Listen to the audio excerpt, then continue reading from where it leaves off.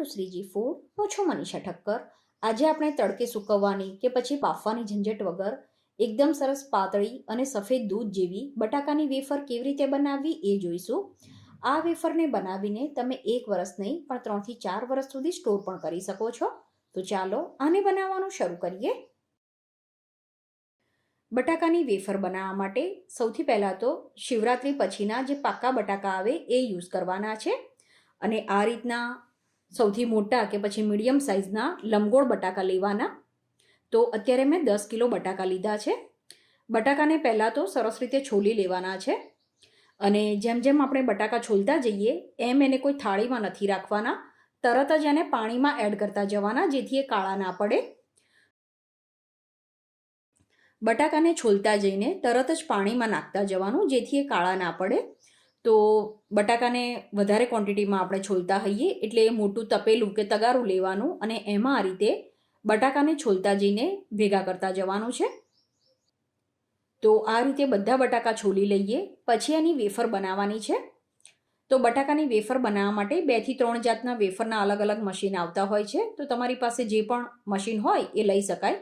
તો મારી પાસે આ રીતનું વેફર બનાવવાનું મશીન છે, જેમાં એક સાઈડ વેફર બનાવી શકાય અને જો કાણાવાળી કાતરી બનાવવી હોય તો આ વાળો જે ભાગ હોય છે એને યુઝ કરીને બટાકું ફેરવતા જઈને કાણાવાળી કાતરી બનાવવાની હોય છે. તો અત્યારે આપણે વેફર બનાવીએ છીએ, તો આ રીતે લાંબી અને પાતળી વેફર કેવી રીતે બનાવવી એ હું તમને બતાવી દઉં. તો જો તમે મીડિયમ સાઇઝના બટાકા લીધા હોય તો બટાકાને આ રીતે ઊભું રાખવાના બદલે બટાકાને આડું રાખવાનું અને પછી આ રીતે વેફર બનાવવાની. તો આ રીતે બટાકાને આડું રાખીને તમે વેફર બનાવશો તો એકદમ સરસ લાંબી વેફર બનશે. અને જ્યારે પણ તમે વેફર બનાવવાનું મશીન યુઝ કરો તો એકદમ સરસ ધારવાળું હોવું જોઈએ. જો ધારવાળું મશીન હશે તો વેફર ખૂબ જ ફટાફટ બની જતી હોય છે અને એ વેફર બને છે પણ સારી. તો આ રીતે થોડો જે બટાકાનો ભાગ રહે એને તપેલીમાં કે વાટકામાં ભેગા કરતા જવાનું. તો આને તમે બાફીને કે પછી શાકમાં પણ યુઝ કરી શકો છો.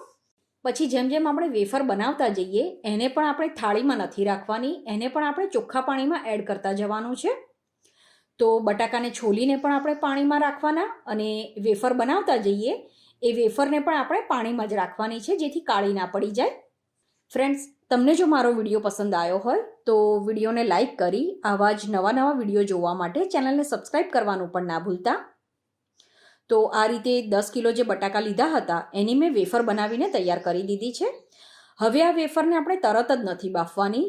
વેફરને એકદમ સરસ સફેદ બનાવવા માટે આ વેફરને એકદમ સરસ રીતે ધોવી પણ ખૂબ જ જરૂરી છે. તો મેં 2 તગારામાં ચોખ્ખું પાણી લઈ લીધું છે. હવે થોડી થોડી વેફર આપણે તગારામાં નાખતું જવાનું અને ધોતા જવાનું છે. તો આ રીતે આપણે વેફરને લગભગ 3 થી 4 વાર ધોઈ લેવાની છે, જેથી આમાં બિલકુલ પણ બટાકાનો જે સ્ટાર્ચનો ભાગ હોય એ નહીં રહે. આજે હું જે મેથડ તમારી સાથે શેર કરું છું એનાથી જો તમારા ઘરમાં નાનું બાળક છે કે તમે નોકરી કરો છો કે દિવસે તમારી પાસે વેફર બનાવવાનો સમય નથી, તો આ રીતથી તમે દિવસે ગમે ત્યારે કે પછી રાત્રે પણ વેફર બનાવી શકો છો. તો વેફરને મેં ટોટલ 4 વાર સરસ રીતે ધોઈ લીધી છે. અને વેફરને આપણે ધોઈ લઈએ એ પછી મોટા કાણાવાળા વાટકામાં એને લઈ લેવાની. પછી એને કાણાવાળા વાટકામાં 5 મિનિટ માટે રહેવા દેવાની, જેથી જે પણ વધારાનું પાણી હશે એ નીતરી જશે. અને વેફરને ધોઈ ત્યાં સુધીમાં મેં મોટા તપેલામાં પાણી પણ ઉકળવા માટે મૂકી દીધું હતું. તો આ રીતનું મોટું તપેલું લેવાનું અને અડધું ભરાય એટલું પાણી તમારે ગરમ થવા માટે મૂકવાનું. પછી પાણીમાં જ આપણે 3 થી 4 ચમચી જેટલું મીઠું ઉમેરી દેવાનું છે. મીઠું ઉમેરી દઈએ એ પછી આમાં ફટકડી કે સોડા કશું જ નથી ઉમેરવાનું, ફક્ત તમારે આમાં મીઠું જ ઉમેરવાનું છે. અને પાણી એકદમ સરસ ગરમ થાય પછી જ આપણે કાણાવાળા વાટકામાં જે વેફર કાઢીને રાખી છે એ આમાં એડ કરવાની અને એકવાર એને ઝારાથી સરસ રીતે હલાવી લેવાની છે. પછી આને પૂરેપૂરું નથી ઢાંકવાનું. જો તમે આ વાસણને પૂરેપૂરું ઢાંકી દો તો પાણી ઉકળીને બહાર આવવા લાગે. એટલે આ રીતે અડધું જ ઢાંકણ આના ઉપર ઢાંકવાનું અને ફક્ત આપણે આને ગરમ પાણીમાં 2 મિનિટ માટે રાખવાની છે. જણાવ્યું એ પ્રમાણે આને તમારે બાફવાની નથી.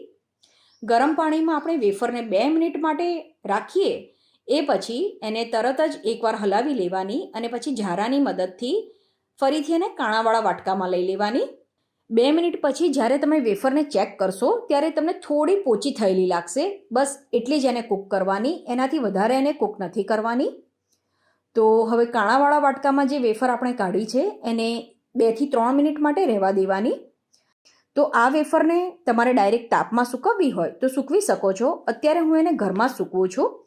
તો વેફરને સૂકવવા માટે જૂની કોઈ કોટનની ચાદર કે કોટનનો દુપટ્ટો લઈ લેવાનો અને 2 મિનિટ પછી વેફરની વરાળ થોડી ઓછી થઈ જાય એટલે એને કોટનના દુપટ્ટામાં કે ચાદરમાં લઈ લેવાની અને થોડી એને પોળી કરી દેવાની છે, જેથી આ જલ્દીથી ઠંડી થવા લાગશે. અને પછી એક વેફરને આ રીતે છૂટી કરી દેવાની છે. વેફર એકબીજાની સાથે ચોંટેલી ના રહે કે ઉપરા ઉપરી ના આવી જાય એનું ખાસ ધ્યાન રાખવાનું. તો બધી વેફરને આ રીતે આપણે છૂટી કરીને સૂકવી દઈએ. એ પછી પંખા નીચે જ આપણે આને 1 થી 1.5 દિવસ સુકાવા દેવાની છે. તો આ વેફરને 1 દિવસ મેં ઘરમાં સૂકવી અને બીજે દિવસે સવારે મેં એને અડધો થી 1 કલાક માટે તાપમાં થોડીવાર સૂકવી દીધી છે. તમે જ્યાં રહેતા હોય ત્યાં તાપ ના આવતો હોય તો તમારે આને બીજા દિવસે પણ ઘરમાં જ પંખા નીચે 1 દિવસ સૂકવવાની છે. તો ટોટલ આ વેફરને સુકાતા 2 દિવસનો સમય લાગે છે. 2 દિવસ પછી વેફર સરસ રીતે સુકાઈ ગઈ છે. તમે જ્યારે જોશો તો સરળતાથી આ રીતે વેફર તૂટી જવી જોઈએ. તો આ વેફરને તમે હવે એરટાઇટ ડબ્બામાં ભરીને 3 થી 4 વર્ષ સુધી સ્ટોર કરી શકો છો. તો વેફરને લાંબો ટાઈમ સ્ટોર કરવા માટે કે વેફર સડી ના જાય એ માટે હું આમાં પારાની થેપલી રાખતી હોઉં છું. તો પારાની થેપલી કેવી રીતે બનાવવી એનો વિડીયો મેં પહેલાં જ તમારી સાથે શેર કરેલો છે અને તમારે જો એ જોવો હોય તો ડિસ્ક્રિપ્શન બોક્સમાં મેં એની લિંક આપી છે. તો આ બનાવેલી વેફરને એરટાઇટ ડબ્બામાં ભરીને પછી પારાની 2 થેપલી મૂકી દેવાની અને આ રીતે તમે ભેજ ના લાગે એવી જગ્યાએ આ વેફરનો ડબ્બો મૂકીને તમે એને 3 થી 4 વર્ષ સુધી સ્ટોર કરી શકો છો.